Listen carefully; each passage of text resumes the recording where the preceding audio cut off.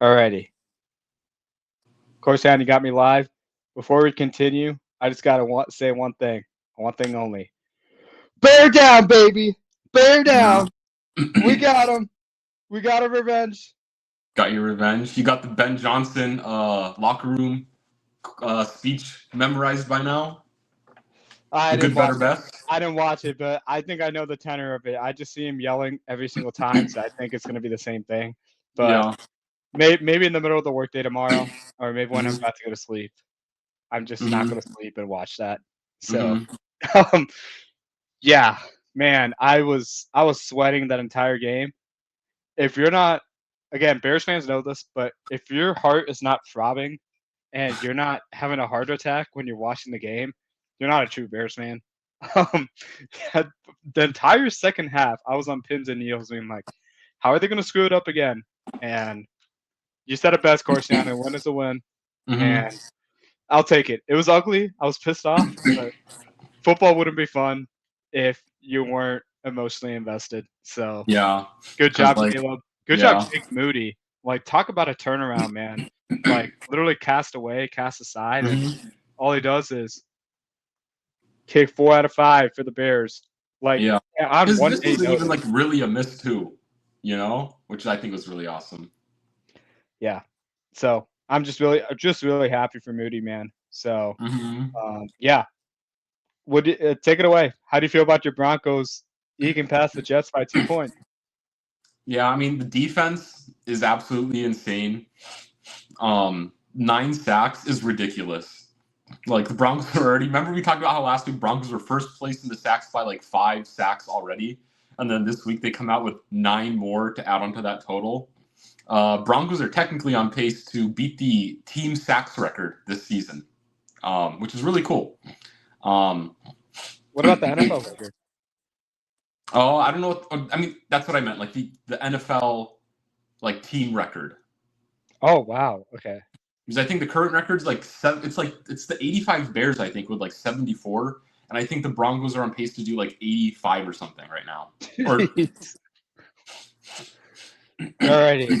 Yeah. I mean, as a homer, I don't want that to happen, but hmm full credit to Nick Bonito, man. He's just playing out of his mind. and If he Jonathan doesn't win Cooper. Defensive Player of the Year, at this point in the season, I'll be massively disappointed. hmm Um, yeah, but I mean, I hate the fact that Bo Nix scored 13 points fantasy wise, selfishly, but um, I'm sure I'm sure a win is a win, and they're playing down to the Jets. I don't know what to make of the franchise, but before we continue, um, Brian Heck, Brian Callahan, um, just got fired from the Titans. Talk to me about like what do you make of the situation? Um, yes, like are you surprised? What do you think the Titans need? Like, what do you think this means for the team the rest of the season? Yeah. I mean, obviously, I think it's the right move.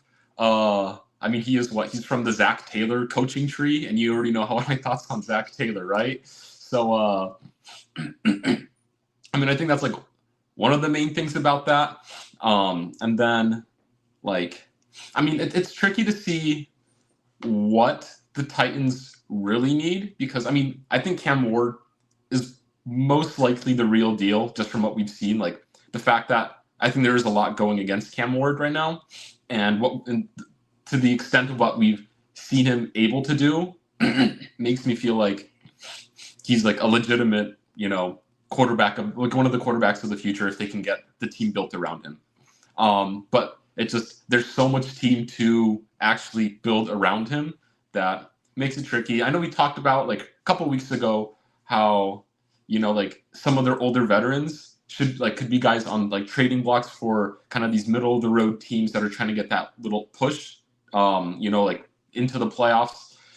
And so I think guys like Jeffrey Simmons, Harold Landry, they got some of these older veteran players that I think it would be, at least on defense, it would be worth looking into trading for decent draft capital so that you just get these picks to be able to make moves in these like next couple drafts because I mean, sure they help in some capacities, but long term, it's hard to see the overall vision that they have right now. So I think it's a big case of you really just got to blow everything up and then try to continue to build assets over the next couple of years before we can really make a definitive decision on like what they should do. I mean, like on how they're going to be successful.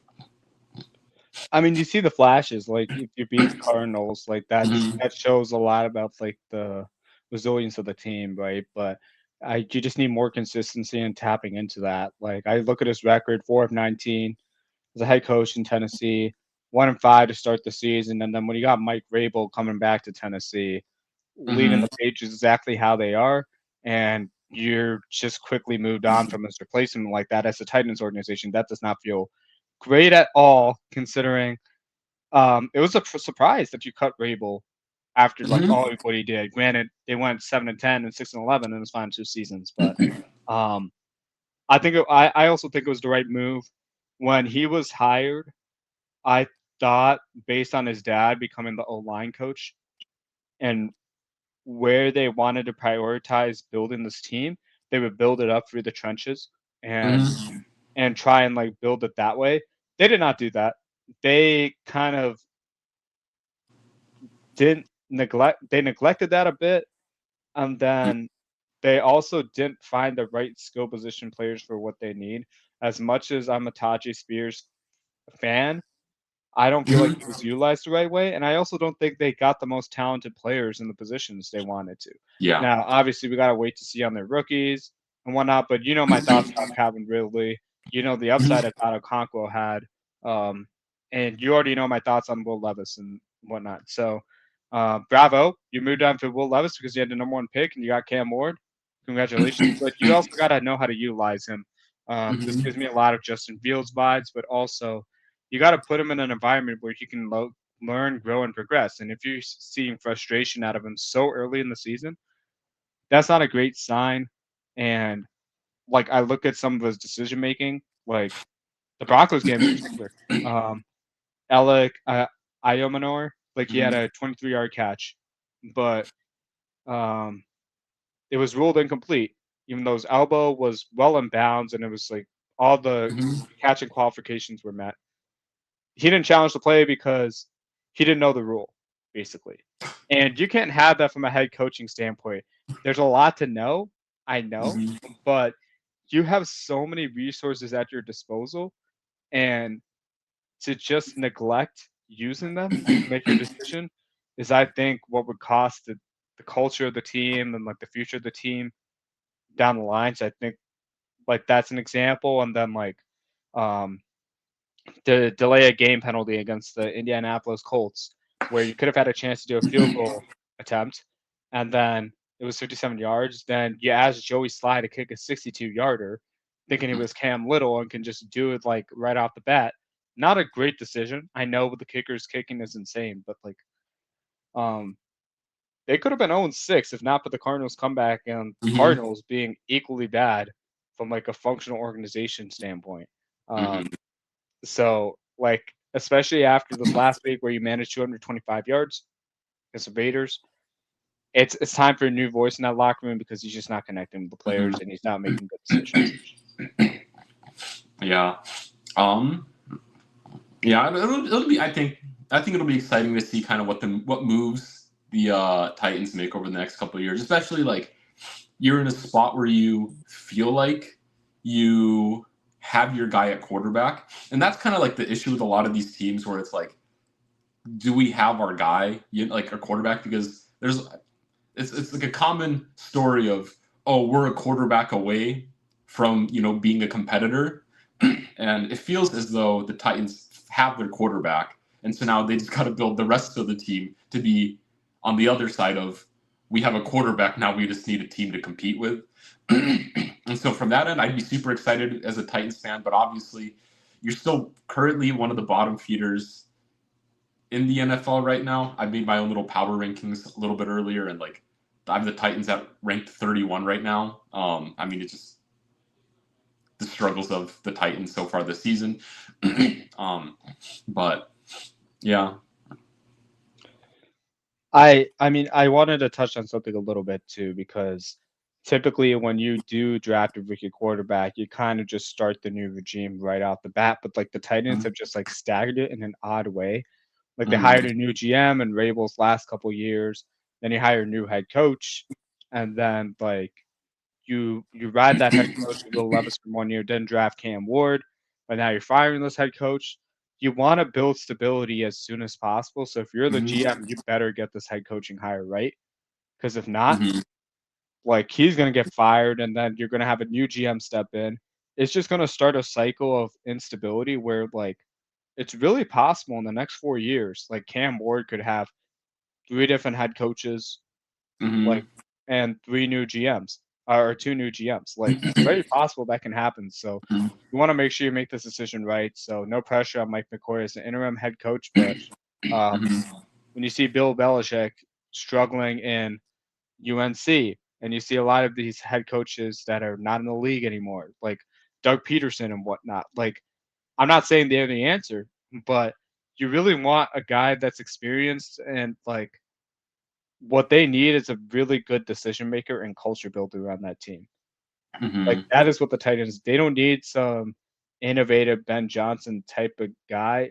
If they get that and the leadership qualities and stuff, that is just the cherry on top. But I think they need to be very intentional about their head coach selection, given the problems they're having as a team right now. Yeah, for sure. But yeah, it's a crazy season though. Yeah, just with, I mean, I didn't think that was going to be the first head coach firing, but it makes sense that he was on my chopping block list of head coaches for this season. I think after like 2 weeks, but. Yeah, I don't know. I think a lot of people expected Mike McDaniel to be the first fired with the Dolphins. He's still there.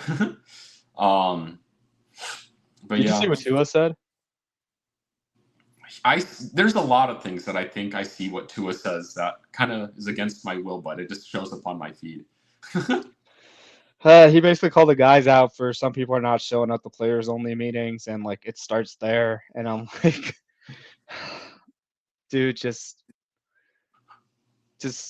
talk to the team about it. Don't go for the media about it. And like, I don't know. I just don't think things are being enforced well. I don't think Mike McDaniel's a great enforcer. He's lost the locker room, in my opinion. And I also thought he'd be the first head coach fired.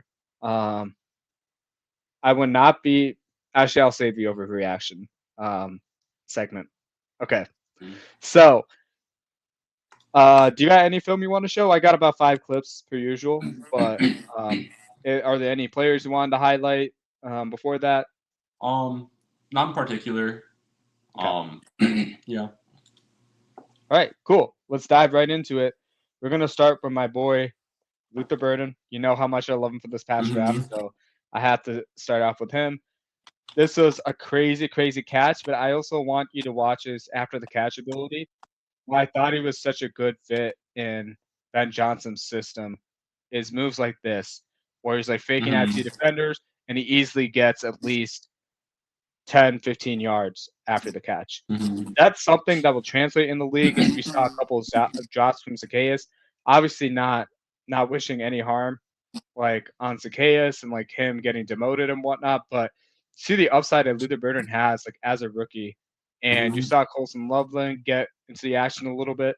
Like if they're able to quickly acclimate to the league level and understand Johnson's system, which is a very complex one, you're going to see a lot more playmaking out of these dudes. And you could just see it's a lot more explosive than what a DJ Moore, even Rome Odunze would look like after the catch. And you can quickly see how like that can add a different element to this offense that leads me getting very excited. It goes without saying, DeAndre Swift had a phenomenal game. Offensive lineman Theo Benedict was huge, but I wanted to highlight this in particular because this is room to grow for the Bears offense in addition to all the miscues and the Caleb Williams inaccuracies that can correct itself. Yeah, Luther Burden, whenever he's on the field, I think he plays well. I think we'll see a bit more of him. At least, like I know, wasn't it DJ? Didn't DJ Moore have to get surgery on his groin or something from like the injury from this game? I did not know that. That's news to me. I heard he was hospitalized, so I didn't know any further details. Yeah, I think it was like a groin injury from this game that he's getting surgery on. So if that's the case, I wouldn't be surprised, obviously, to see a little bit more Luther Burden, which would be exciting. Maybe I don't know. DJ Moore had some good blocking plays. I'll say that. So I mean, in terms of that kind of effort, I thought that was good to see on some of those DeAndre Swift plays. But yeah, I'm happy for DeAndre Swift as well. On top of everything with the Bears here, one thing that I think is kind of fun too with DeAndre Swift was, I mean, he used to be on the Lions, and so this is, I think, part of the Bears not bringing in a running back or like a big name running back over the course of the offseason could be due to the fact that Swift was a Lions guy in the past, and honestly, when he was on the Lions, like he struggled with like staying healthy was kind of his big thing. But beyond that, he was considered like a premium running back asset to have. That was like on the younger side of like football running backs, and so maybe this Ben Johnson offense is like the type of thing to fully maximize his playing ability, and so that would be super awesome for the Bears too if they don't have to worry about investing in like signing a running back in the future or spending high draft capital to get a running back in the future too. I still think they should try and like get a guy like Jeremiah Love in the draft, or like somebody that is equally talented, just because you want to maximize like a 3-down back. That would be ideal in that system. Mm-hmm. But I will say this, as somebody who was a little bit harsh on DeAndre Swift when he was on the Lions and when he was on the Bears as starting running back, I do think he's made some growth since he was on the Lions. I disagree a little bit where I thought DeAndre Swift had to learn a lot between the tackles, and there's a reason why Jamal Williams was getting some of the touches he was getting in high leverage situations, in addition to 5-yard line goal to go situations. But he's grown a lot with the Philadelphia Eagles, with the Chicago Bears. I think in the situation with the Bears and what led to his production was literally the offensive line and figuring out a groove on like how to generate holes and create gaps on different run concepts. Mm-hmm. And as long as DeAndre Swift has a good offensive line, you could see the talent really flourish. And then there's his ability's never been questioned after the catch. You kind of saw like what he could do on that 55-yard touchdown. Mm-hmm. Great play by Caleb Williams. So yeah, I love what I'm seeing out of DeAndre Swift. I love what I see out of like Kyle Monungai, even though his touches were few. I'm really excited about what this rushing offense can do in the next couple of weeks. Mm-hmm. All right. Yes, I am a fair guy. So we'll go into Matthew Golden. I'm going to zoom in a little bit on this. So you'll see him. He's kind of running down the seam and like past the other safety. So what I really, really like about this play in particular is he's very intentional about his movements deep. He's not just running super fast, even though we've all talked about his speed, like him and Isaiah Bond. So obviously Love is flushed out. That's a great decision by him. I don't think from this angle you can kind of see what he's doing well. So I'm going to zoom in here. So watch his positioning right here with the safety. I think that's a corner. I think that's Cam Taylor-Britt. Right now, if you're just looking from his perspective and where his eyes are, he's going vertical. You can kind of see Geno Stone, like he is.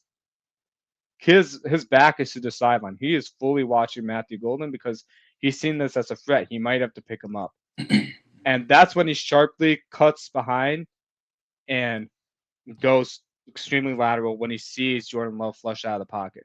When you see that kind of play happening and staying on the same page as your quarterback, I think it's a really, really good sign that if the play is not there, like how do I get a position where I can be a QB friendly target?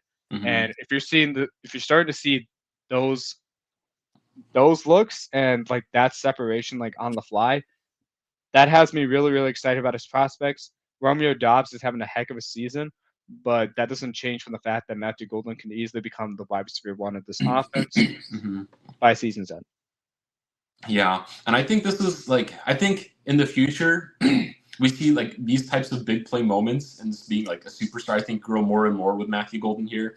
Because I mean, you look back to last season, and I don't remember the specific statistic, but it was like rookie wide receiver production in the back half of the season was like over like double their first half of the season production, and it just like why I was really I don't know why I was excited about a lot of these rookie receivers this year as well, where it's like they might start off slow, but like statistic. I mean, like last season, it seems like teams were really invested in, getting these guys up to speed to like high production levels, especially in the back half of the seasons. And so I think Matthew Golden is a prime candidate for that, where obviously the first couple of the weeks, I think there's a lot of question marks of was he just kind of a miss, or, what issues what does he potentially have, because we weren't seeing quite the crazy numbers. I think especially with just how some of the big names happened last season, but I envision this to be a growing trend with the Packers and Matthew Golden. Yeah, and I know they have like an abundance of wide receiver talent, so you might not see the statistical flashes, but like on the film, like if he's already doing this, no matter what kind of look, where it's technically not like an open field, like you're having to deal with two safeties in close proximity. You don't really see that look, but to see him being able to adapt to that coverage means that as long as he schematically knows like what coverage he's going against, he's gonna have no problem, because that's as complex as you get, and to be able to adapt like that, that's really good for his prospects. Yeah, you see, Christian Watson's supposed to apparently be making his yearly 3-game reappearance pretty soon. I think he's about to get removed off to like the PUP list or something. Cool. Yeah, that's all I gotta say on that. Like, I don't want to get my hopes too high, man. Yeah, you talked about mouths to feed in the Packers offense, and I'm like, I mean, it's really just for like 3 weeks, but hey, that's another mouth. I mean, and you got your boy Tucker Kraft, like schemed open machine. I wish I was Tucker Kraft in that offense. Like that. Hey, you can't control your play caller, but enjoy your Christmas gifts, Tucker Kraft. You got it easy, and I don't fault you for it. You're having a heck of a season. Yeah, Tucker the dog. I just had to add a little bit of a dig there. So okay, alrighty. Next clip over here. This is second straight week of just fantasizing about Drake May. I did not start Kayshon Boutte in my Dynasty League. Kind of upset about that, but it's all right. I still won, so it's all good. But I wanted to show this clip because, one, this is kind of crazy to like semi-step out of the pocket and throw this, but also the placement of this ball. Let's see. Hold on. Let me turn off that sound here. The placement is crazy because the defender is kind of looking at the ball, so he has an idea of where it's going to be. And Kayshon Boutte, great concentration to hold on, track the ball, and bring it in. Like, if he's doing that for this offense, like, that's not something that Stephon Diggs or Demario Douglas, who had a heck of a game, he could have had, like, a way bigger stat line if it wasn't for the Diggs penalty, which was an iffy call, too. Oh, yeah. But Stephon Diggs and Demario Douglas are not doing what Kayshon Boutte is doing. Like, maybe Hunter Henry might do it, but if you're getting this from the vertical game, from Kayshon Boutte, and you have Drake May playing the way he is, this is something to keep your eyes on. Like, Kayshon Boutte, if he's still on the waiver wire, he's the guy I would target. I don't see him going away. I made a mistake of cutting him in my 12-man league. I'm trying to get him as soon as possible. If I don't get him, I'll get Kamani Vidal. But this, like, I don't think these types of high leverage situations are going away anytime soon with the amount of weapons the Patriots have all of a sudden and the way May is playing. So just had to shout out. Great play by May. Great play by Boutte. I think this will continue as the season goes forward.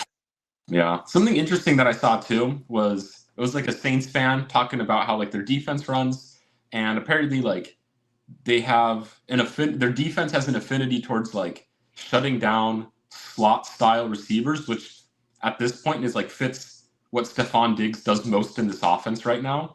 And so he was like, if I'm gonna like bank on someone like going off this game, it's gonna be Boutte over Stephon Diggs, even though we've had 2 really solid weeks of Diggs production.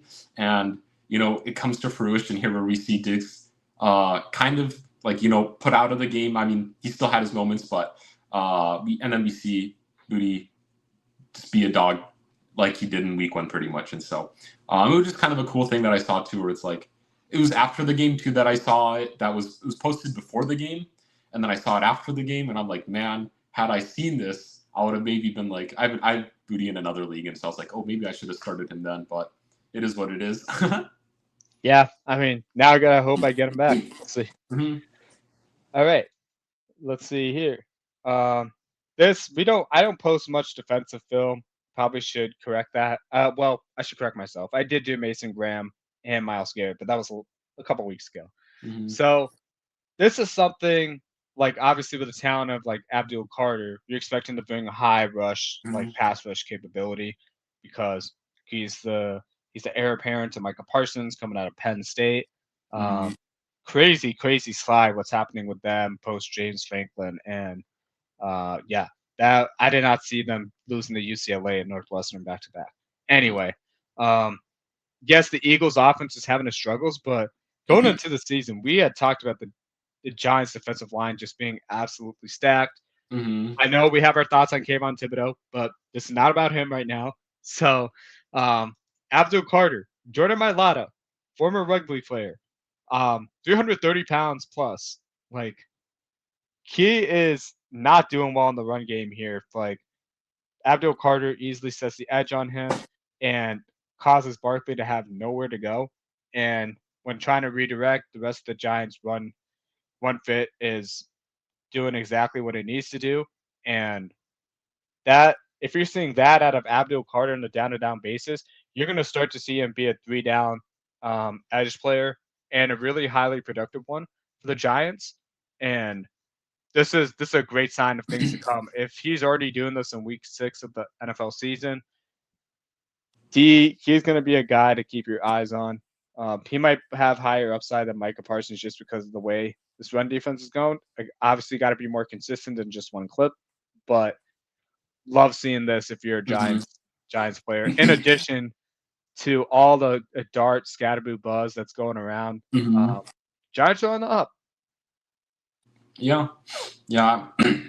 I have a cousin who's a big Giants fan, and so I texted him after this game, and I was like, "Yo, Giants are looking fun." He's like, "Yeah, ever since yeah, after like week 3, week 4, Giants have been fun, and or I guess week 4, the Giants have been fun." And I'm like, "Yeah, man, like it's pretty exciting to see just some of the stuff the Giants got cooking right now, and it looks like Jackson Dart and Scatterboo might save Dable's job too, which is kind of crazy going into this like thoughts on court or head coach firing potential at the start of the season." One of my college friends was like, "We haven't seen this since Dak and Ezekiel Elliott," and I'm like, whoa, slow your roll there." But Mhm. it's looking fun. Scatterboo's looking exciting. The only Mhm. thing that drives me wild is every time in pass pro, this man Scatterboo, he always goes head into the defender, and I'm like, Mhm. dude, you're like a walking like you're gonna actually play out your rookie contract till you're not in the league anymore if you keep doing this. Yeah. And that's just the one thing where I doubt he's gonna change his ways, Mhm. just knowing, like, the kind of, like, stubborn player he is, but I'm hoping he does for the sake of his longevity. But even Mhm. Dart too, Dart could be a little bit smarter about when he gets down and everything like that, but the talent and the upside is there, you cannot deny that. Mhm. Yeah, and it's crazy just the fact that they're missing Malik Neighbors now, like after everything kind of starts rolling. That sucks, man.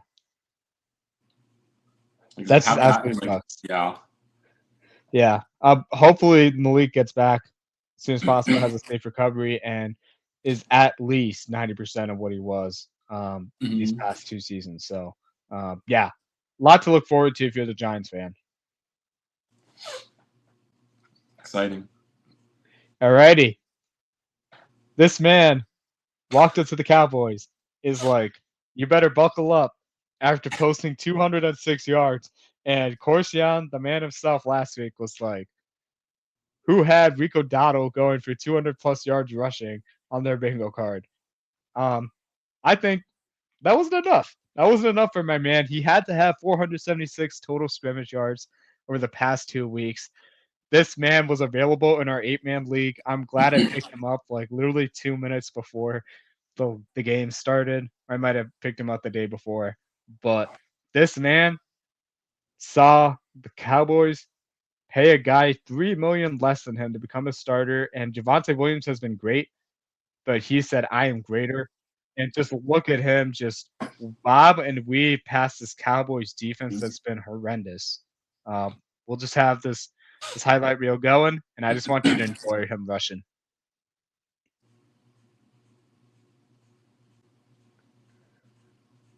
He went 6 yards on that play untouched.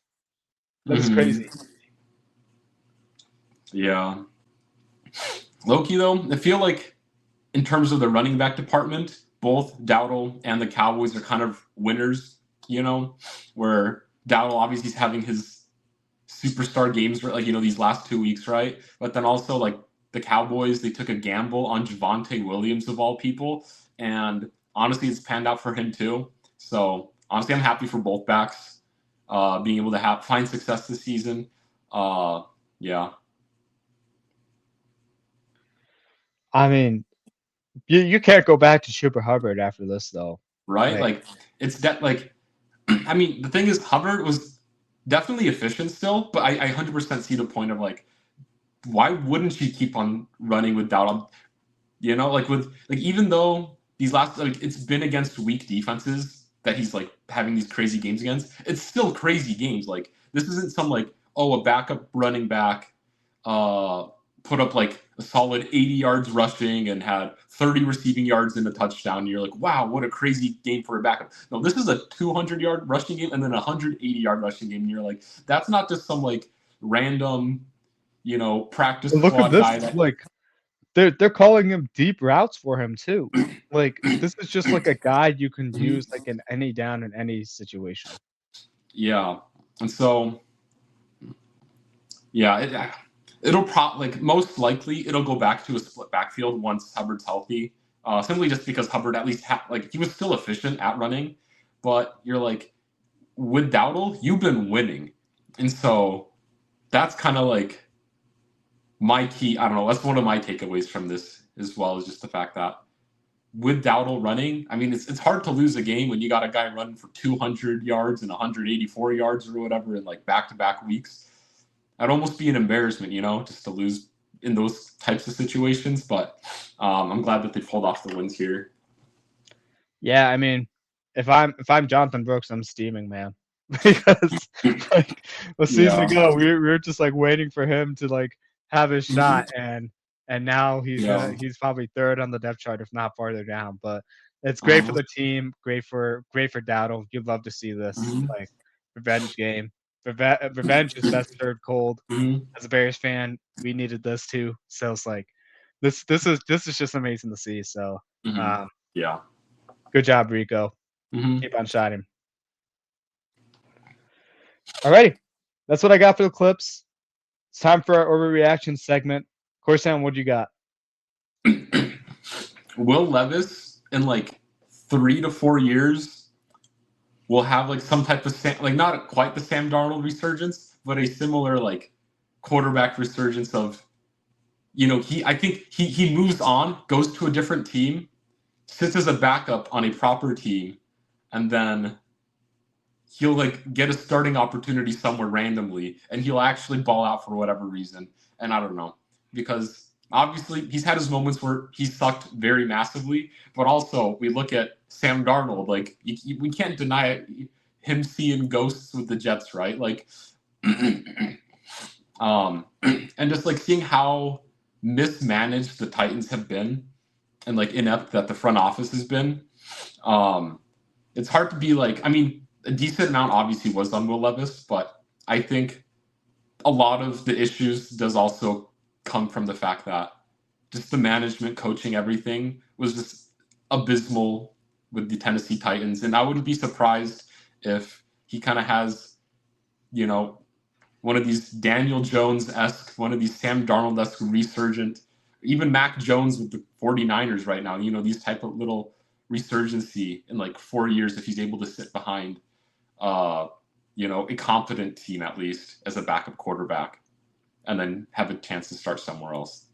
Of course, yeah. Was this because I was talking about Carson Wentz last week getting $60 million a year? No. What kind of take is this, man? I don't know, dog. I don't know Brian about this. I think it might be smoking, but I can't rule it out. I mean, what would you say 4 years ago? Sam Darnold is going to be the quarterback of a potential top 5 team in the league that isn't the Jets hearing that 5 years ago, 4 years ago, I don't remember when he was drafted, 2018. So yeah, like 4 years ago, 5 years ago. If you heard that about Sam Darnold, what would you be telling me right now? Fair point. No way. I'm not gonna fall into this trap, but I do agree. I would be surprised as well.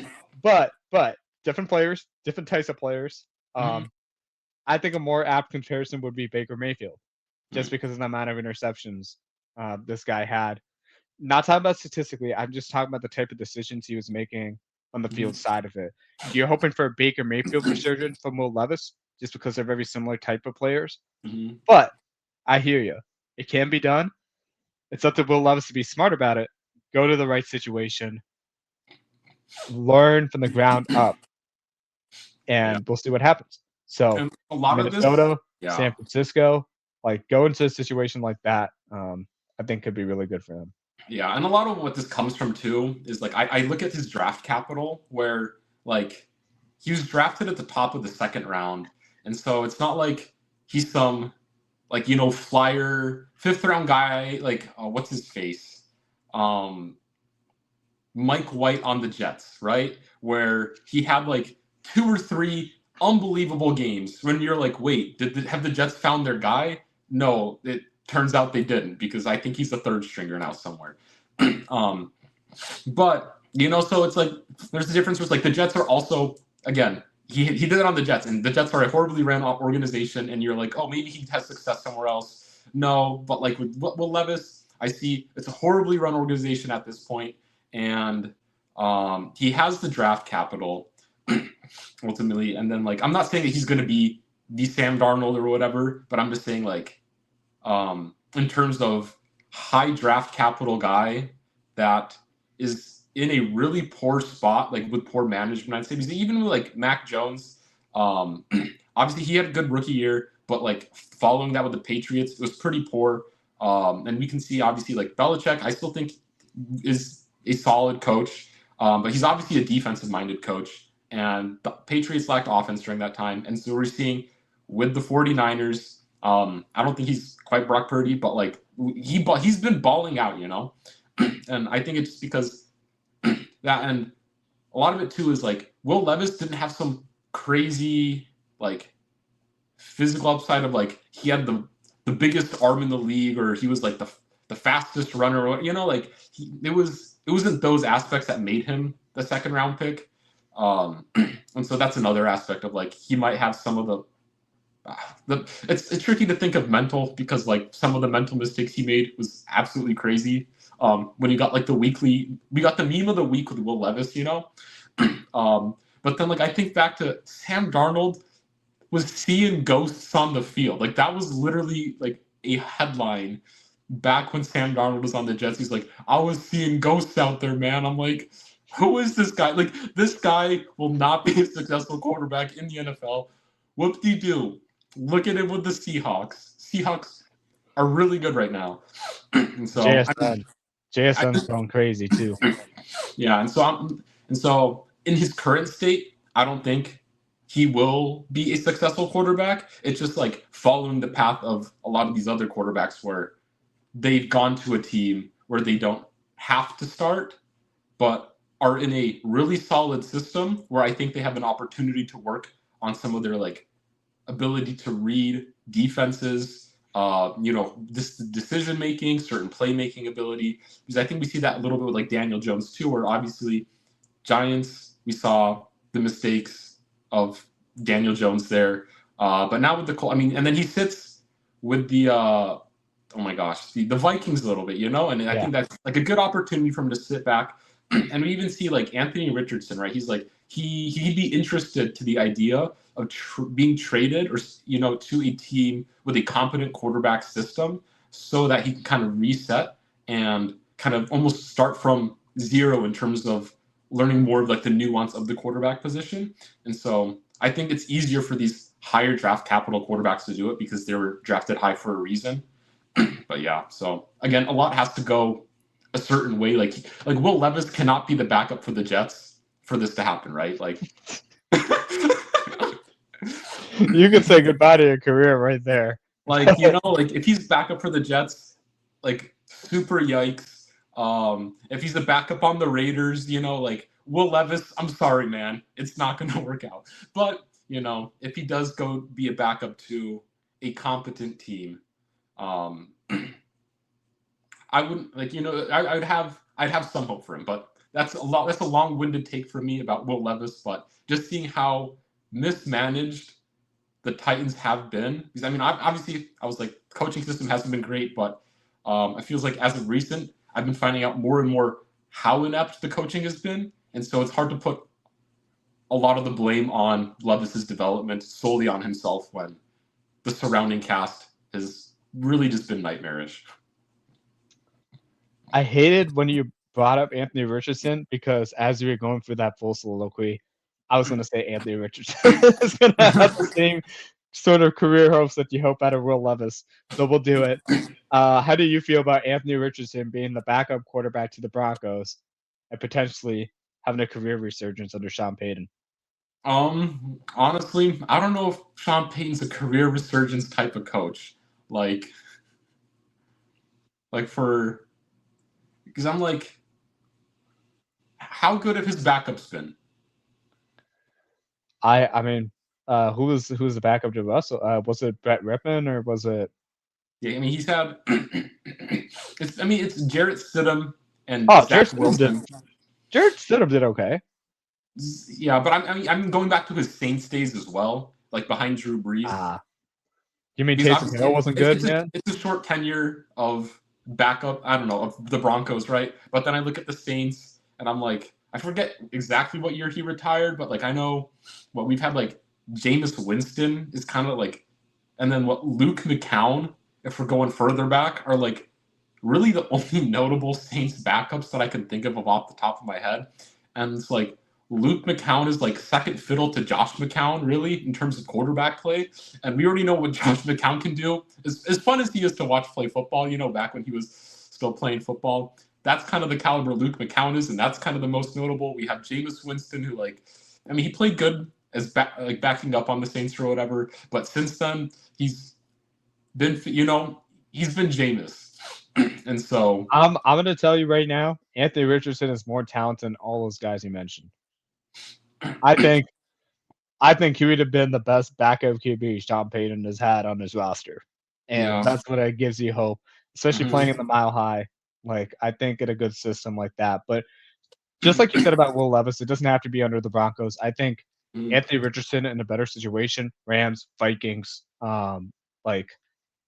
heck, maybe Tampa Bay with the way Baker's been resurgent under that organization. I think could be a better fit. I think he needs to get out of Indianapolis because it's just, I think it's one of those things where when you start a job and you're not really, it's your first job out of college or it's just your first job, whether you're an athlete and you don't know what the league is going to be like. I think that's sort of the thing that's really affected Anthony Richardson more than others per se, because you see the talent on the screen, you see him missing the layups and stuff like that. It's not necessarily he's making boneheaded decisions. He's had boneheaded decisions, I'd say, but he's more been.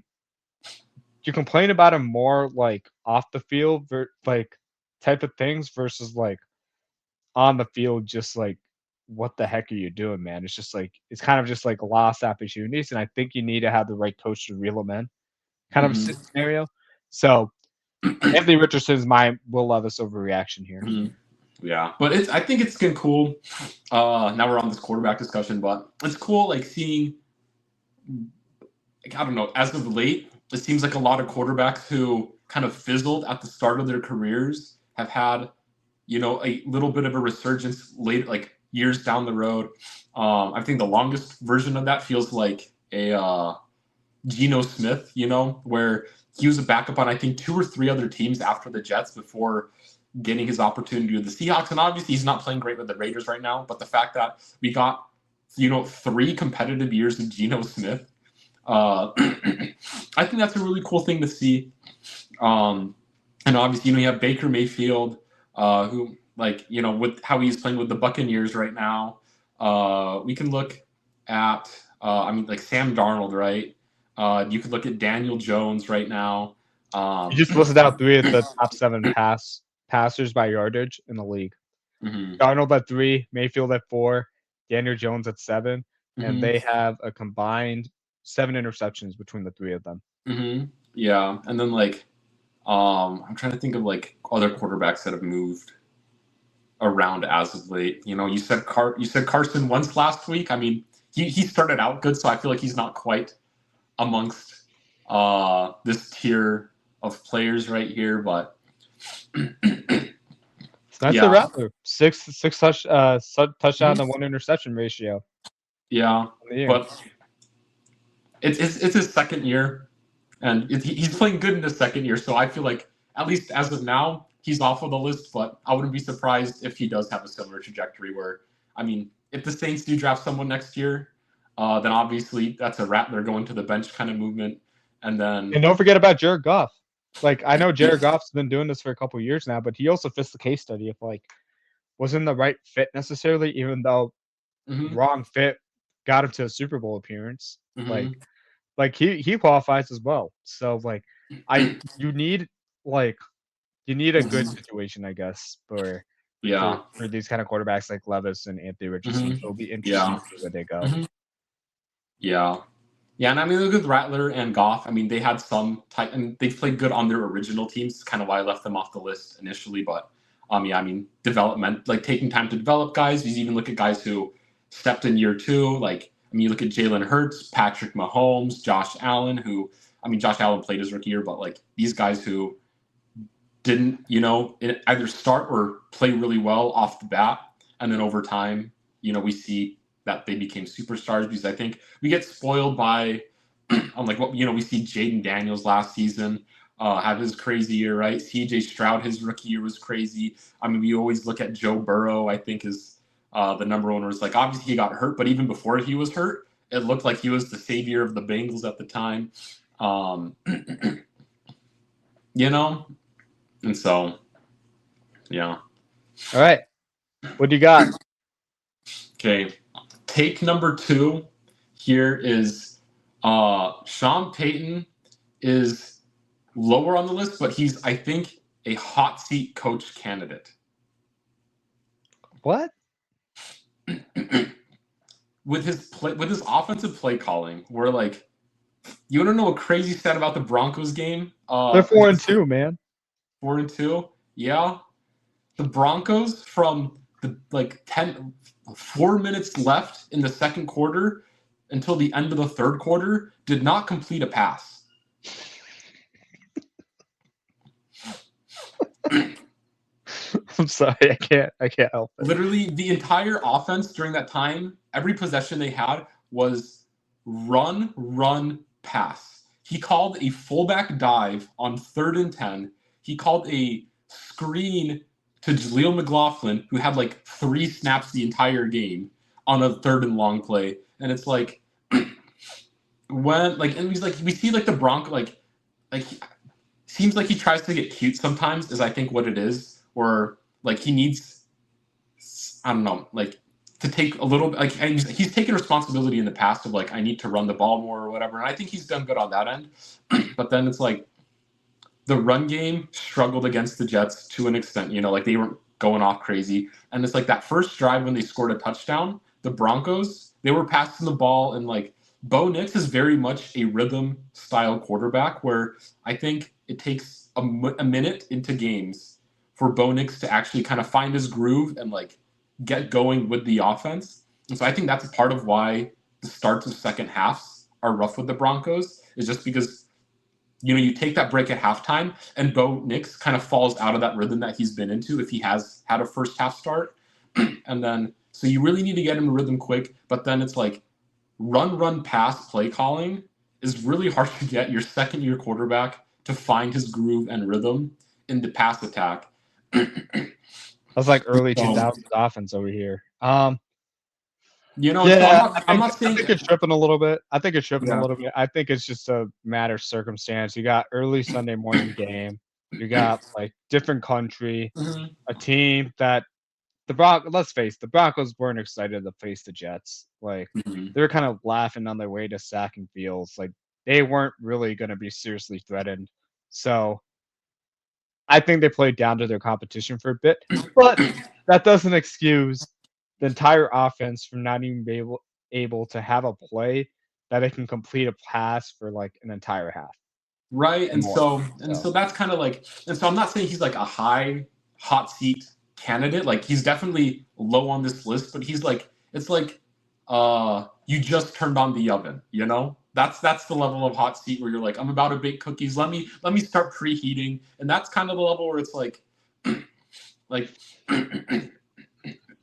where like obviously like I wouldn't call for him to get fired right now, right? But I think he needs to take a step back and like reconsider some of the play calling. I know Davis Webb is like the quarterbacks coach right now, and there's a lot of talk that he might get promoted to an offensive coordinator by another team in the coming seasons, just with like his ability to work quarterbacks. And so it's like, do you consider trying to hand Davis Webb more play calling opportunity to get him promoted within the team as an offensive coordinator next season? And just kind of have a mix of Sean Payton and another person, mixing calling the plays together, because like Sean Payton, he loves his run, he loves the screen plays, which I mean they work, but it's like when you're not completing passes downfield and you're running the ball exclusively, it's pretty easy to just like bite on these screenplays because you're not worried about someone, get behind you. getting behind you because you're like, oh, they're passing the ball. Well, the last 5 passes they've had have been within 5 yards of depth. And so I'm not, I'll bite on the screen, And so I think that's like a mix of it. All I gotta say is Vance Joseph's defense once allowed 70 points, and look at his unit now. I'm just saying, don't let one game kind of sway you to be like, okay, we gotta look at this guy more closely because he's supposed to be this heralded offensive guru and stuff. You're gonna have bad games, bad apples. Um, the fact they were Yeah. able to win despite all of that, I think you got to feel good about as a team Yeah. being Yes. well I mean, founded. I'm not upset that we won, but like I look at the Eagles game, right? And it's like the Broncos going into the fourth quarter had scored 3 points, and then you get Bo into a rhythm, and then the offense scores 17 points unanswered, basically, to come out with the win. And it's like, sure, you beat the Bengals, but then I look at the Colts. I think it was the Colts game where I think the offense put up 21 points in the first half, and then they do nothing like the rest. Or maybe that was the Chargers. Either the Chargers or the Colts game. The first half, the offense looked on fire, and you're like, oh, this game is in the bag. Broncos are going to put up at least 30 points in this game. And then the second half, they don't do anything, and it's like I mean, some of that has to do with the play calling, and so it's been like a consistent thing where like people feel as if Sean Payton is getting too cute with his play calling, where he tries to like be like, I don't know, extra creative when it just doesn't work. And it's like we can't be having this happen week after week, because then you look at the play, because then it's like, can the Broncos compete against legitimate high scoring teams? Because I mean, we look at, they've lost against 29 points and 23 points, and you're like, that's not a good look, where it's like, if you're in a high scoring game, you're going to lose, because come playoff time, that's the Broncos vision, right? It's like you're in a position where you're 4-2, you're like, okay, this is a team that probably makes the playoffs. But once we get to the playoffs and we face a team that more often, like, that can at least half of the time put up like 35 plus points, the Broncos don't feel like a team that can match that. And that's kind of where like the issues of Sean Payton arise. But again, it's not quite a hot take, it's a warm take. It's my preheating the oven take. But yeah. Let me just burn the entire oven with this take then. John Harbaugh will be fired within the next 3 weeks. Next 3 weeks. Yeah, because what I see happening to the Ravens is the only thing that can cause them to make the playoffs is if they have this massive, massive change in their coaching. and they just start going on a run because their schedule is fairly favorable the next 6-7 weeks. But 6-7. if they, I know, I planned it out that way, of course. Of course, I'm going all Gen Alpha, man. With the meaningless meme reference. Okay, all right, Yeah. whatever. But the Ravens can win most of these games. I'm hoping they don't beat the Bears, but win everything else. Okay.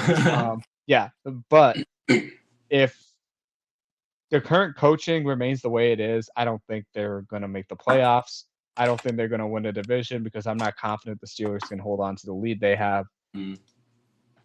But if they continue to struggle, they have no choice but to make this move, in my mind.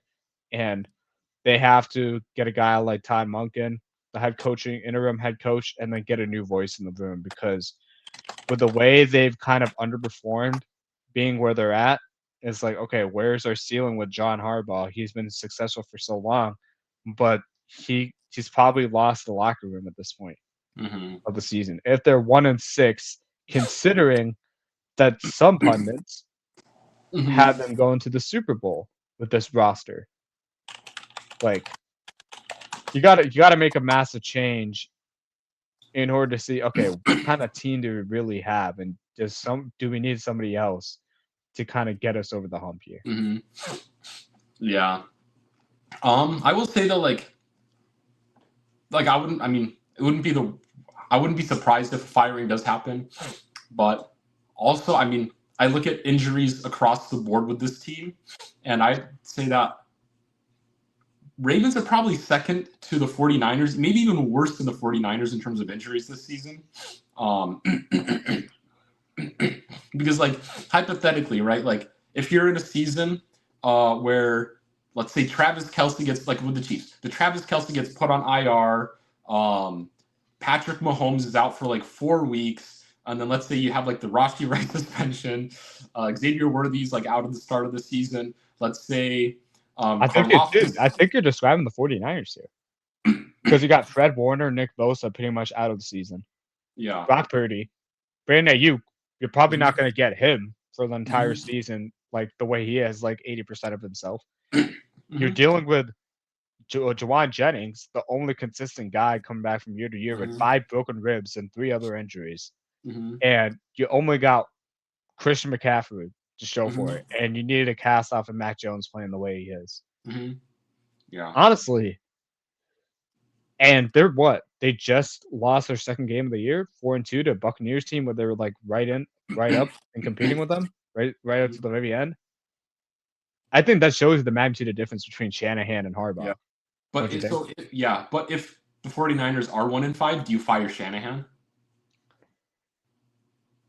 No, because I've seen how they responded the year after. And maybe you might say, okay, what if this happens to Harbaugh? I get that, but it's just the way the Ravens have lost the past 2 seasons, considering the expectations of that part, combined with the fact that what's happening this season and how that's going to take an impact in the locker room. Yeah. I don't think it's right to fire him, but when you see what happened, I'm saying this as a Bears fan, having a lot of close losses observed over the past years where you're like, okay, we definitely should have won this game. And that I see the same thing for the Ravens, except the Ravens have more talent. So if you're an organization, you're looking at this as okay, we either got to blow up this entire roster, we're going to keep this coach because we believe the coach, or we got to get a different voice in the room in order to make this happen. This is if you're the Boston Celtics going from Ime Udoka to Joe Mazzulla. I think it's one of those tough moves you got to make. Yeah. To make that happen. Yeah. Additionally, though, I do think the tricky thing is is there anyone better you could bring in right now over Harbaugh? Because in my head, right, I think about this. I'm if he's available, huh? Belichick. Yeah. You're gonna have Belichick come and fix the offense. He doesn't need to. Monken's has it rolling. If you just let Monken do his thing, and you fix the defense, I think the defense is what's really killing them right now. Yeah, I know Belichick knows defenses, man. Okay, yeah, but I also look at the defense here. The Ravens are missing their starting left end, right end, starting linebacker in Roquan Smith. They're missing their starting cornerback in Chidobe Oguzie. And it's like you have so many guys on IR. It's predominantly their defense that has all the injuries. But even before that, they were struggling. Like week 1, Buffalo, right? Like you give up what you give up. Like, and some of the performances were like, how come the Ravens haven't won these games? And it has been the defense, right? So it's like I'm talking like Belichick's probably the only other guy I would think of that can maximize guys with lesser talent. And you were hoping from that from Harbaugh, but even with the injuries you have, you don't expect to be beat down by the Texans like that, right? You expect to at least be competing, keep fighting, right? Because that means you still have the locker room engaged and whatnot. When you see that and just deflating loss after loss after loss, it's like, okay, either you got to have the most resilient players ever, or more realistically, you need a different voice in the room to be like, okay, we need a different approach on this. And I know a lot of things have to happen for Belichick to be the head coach, but there's a lot of coaches out there that can get the job done with experience. So yeah, I just think if Harbaugh gets fired, Dolphins fire head coach and call in Harbaugh immediately. Cardinals fire their head coach and call him immediately. Honestly, I feel like Stefanski could get fired and they'd call him. But yeah, Zach. It's a risk you gotta take. You gotta risk losing him in order to find somebody better. So yeah, so, I mean it's a tricky like take, and you're like but I feel like Belichick's like one of very few head coaches that I'd be excited to see. Right. With the Ravens, especially because like basically if you have a mid-season firing of your head coach, it's a lost season, like 99 times out of 100, in my opinion. What would the Bills say about that for their OC spot? That's the offensive coordinator, not the head coach. Right. But it has been done before where their offense was complete garbage and they turned it around with one switch. And all it took was a light bulb from the top. And it's a lot harder from a head coach, I agree. But if we're saying to the players, hey, we got to make this move, we think this is the upgrade. Let's see what happens. You're saying it's a lost season. I'm saying you got nothing to lose at that point in the season. See which players still buy in and whatnot. I think it can tell you a lot about your team. Yeah, because I don't know. I feel like if that's the move you're making, I'd almost just do a fire sale on the team, like where I mean we trade like Aloy Gilman. Honestly, trade away Mark Andrews at that point. I'd trade DeAndre Hopkins, trade Derrick Henry. Like I don't know about that because you mentioned all the injuries, right? If they're going to be injured for most of the season anyway, right? Then it's kind of a lost season anyway, right? Yeah, because and so what I'm you're just telling thinking me like is they're losing because of all these injuries, and if these injuries are more significant than we think, then you're kind of just wasting a season away hoping these players come back, and some of these players come back and they have their rhythm and stuff like that. By the time they hit their full rhythm, it's already week 9, week 10. They're sitting at what, 3-7 and hoping to make the playoffs? I don't know. I don't know what you're doing. And then these are just kind of like the veteran players too. He's just like Derrick Henry. Obviously, he's a specimen. He's beaten the odds of aging running backs, but then he still is the older running back. I look at Mark Andrews, who's an older tight end player. With Aloy Gilman, I just want Malachi Starks to be more of a prominent role in this defense, so that's why I want him traded.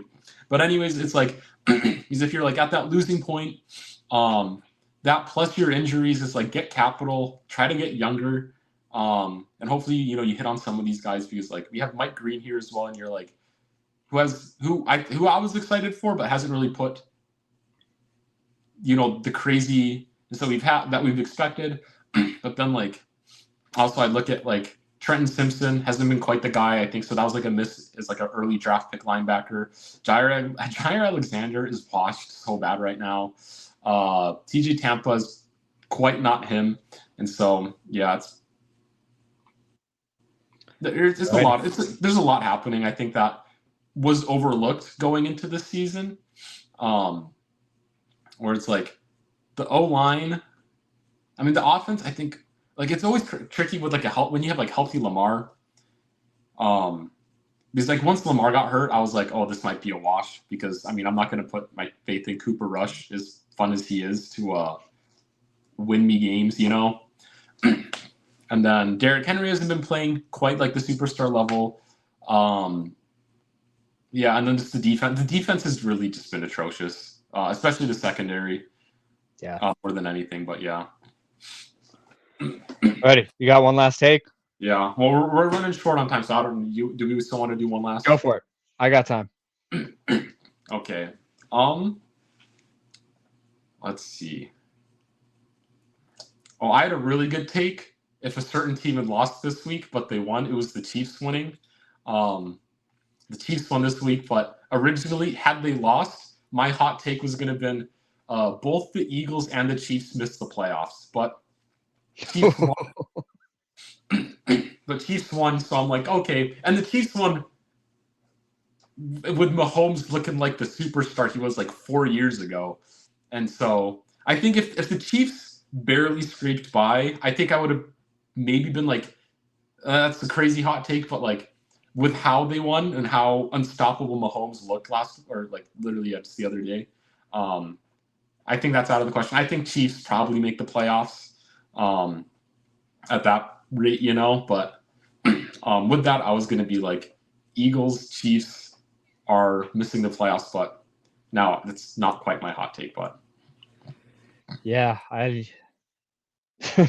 yeah, that would have been quite something. I don't know. Did you see what happened after the game between the Lions and the Chiefs? Oh yeah, kinda. That was what did you think of that situation with Brian Branch and Juju and Mahomes and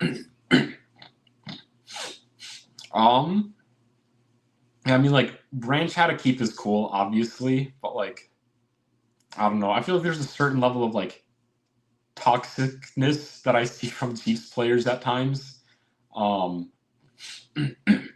Where, like, Chiefs most definitely instigated it, verbally at least, you know, with, like the taunts and whatnot. And so, especially a young player like Branch, like, I feel like the younger a player, or if it's a veteran, hot-headed player, you know, you're trying to rile him up, and then you force a reaction out of him. He shouldn't have reacted in that way. I get the 1-game suspension or whatever, but it's annoying, I guess, from just some of the attitude stuff. But you know, I guess the prior week's loss with Chris Jones deciding just to watch the game from the field really got to them or something, because they played better football this week. yeah, I mean he played a lot better, but like you can't have that up and down big. I obviously agree Branch shouldn't have done it. I also agree that the refs need to be they just gotta be mindful of, like, this is what goes on between the lines, and your primary job is to look after player safety. So I hear his point, and you can be frustrating when the refs don't do that. There's a Caleb Williams hit where he got clearly hit in the helmet by Frankie Louvu. Like, that was a really bad foul, and they missed it. As a ref, it's kind of inexcusable to miss that, because in addition to officiating the game, your primary responsibility is maintain the safety of the players. And if you're not doing that, then you're gonna get stuff that boils over, and you have Juju looking up with a bloody nose and whatnot. And Patrick Mahomes is at the bottom of the pile, like trying to, like, as a head coach, I would hate to see that, because I'm like, why is my starting quarterback involved in the scrum outside of the football game where we need him for this to get back to and win the Super Bowl? Like, I don't know, like that's just a bad look for both of us, but officials got to be better if they want to avoid this situations from happening. That's just the truth of it. So Yeah. yeah. Yeah, and then it's like with the refs as well. I think a minor gripe as well is just like the 0 penalties called on the Chiefs, which, like, ultimately teams are playing for that perfect clean game, right? Like, the ideal situation for every team is 0 penalties, play the perfect game. But ultimately, if you like watch the entire game, you can find penalties happening on most plays, right? And it's like, You telling me don't Jawan call them Taylor has because like lined up legally the entire game? what was that? You telling me Jawan Taylor lined up legally the entire game? Oh, yeah, right. But yeah, you know, but there's like certain like holding penalties, or like certain like blocks in the backs that sometimes, I mean, it's like gauged on like how much impact does it have to the play that's happening. And so, like, I understand, like, why you're not calling a flag every single play of the game. You're like, oh, this guy held for like half a second. Oh, we got to call it, And it's like, I understand there's nuance to calling penalties in football, but then just like having 0 penalties and then the other team is getting penalties, you're like, well, obviously the Chiefs aren't playing a penalty-free game at least once, during the game. And to call it so heavily handed towards the Lions was another frustrating thing of just like, I think what we've seen as overall bias towards the Chiefs in throwing penalties or whatever, but I certainly felt that way with the Commanders yesterday. No, for real though. Like I saw all the Bears versus the refs and the Bears still won memes, and so I was like, I'm going to take a little bit more. I do think the Bears had a bunch of dumb penalties they shouldn't have committed, but like the Theo Benedict one, that was dumb. Like you don't call that as a ref. Like that is, if you're calling that, you got to call every other thing. So they had to warn the Bears of something like this in order to call it, but like it's just like it seemed very biased. Is what I'm saying. I don't know if it actually was, but like this is the kind of thing people talk about against the Chiefs. And yeah. My last take is Steelers are going to win the Super Bowl this year. Yeah. Storybook ending, I guess, for Aaron Rodgers. Beat the team that he's on currently for his first Super Bowl, and then he wins with them. I think they're looking fantastic. The way they shut down Quinshon Judkins and made a rookie quarterback look like a rookie quarterback. They're doing exactly what they need to do. I think they just hit their stride, hit their rhythm. They have everything they need to make a run. The AFC is wide open.